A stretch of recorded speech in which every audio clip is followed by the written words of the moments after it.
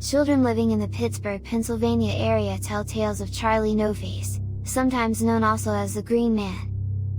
The story says that long ago, Charlie was a utilities worker that became disfigured in a horrible accident.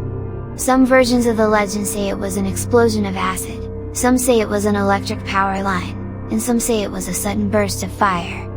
In many of these versions, the accident had mysteriously turned his skin a ghastly green, which is why they called him the Green Man. But, in every single variation of the tale, Charlie's face had been melted off.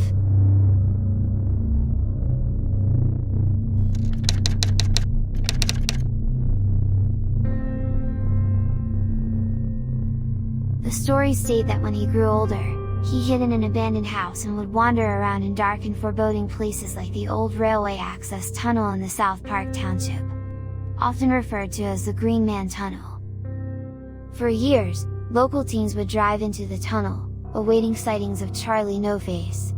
Many say they have felt an electrical charge from his presence and had problems getting their car to start back up after calling out to him.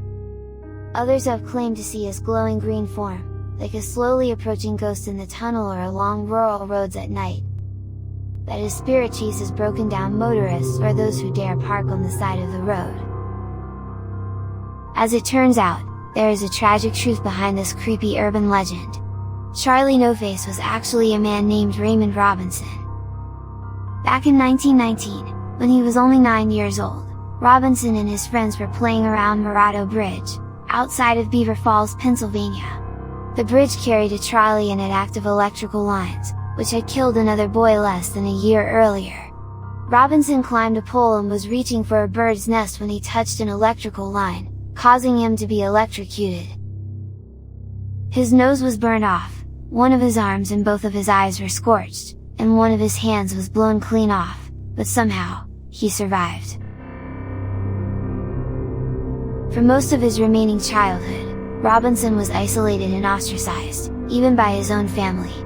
He made the best of it, spending his days in a small apartment in his family's garage, making doormats, wallets, and belts to sell.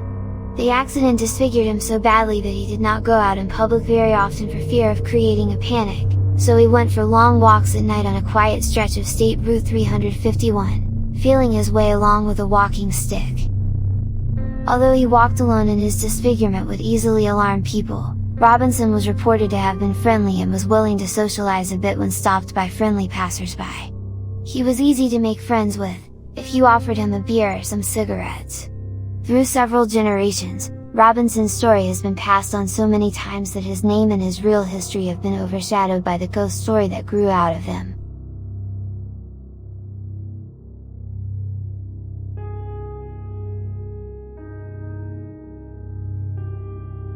For more videos about the paranormal and the unexplained, please like and subscribe to the Oddities Observed channel.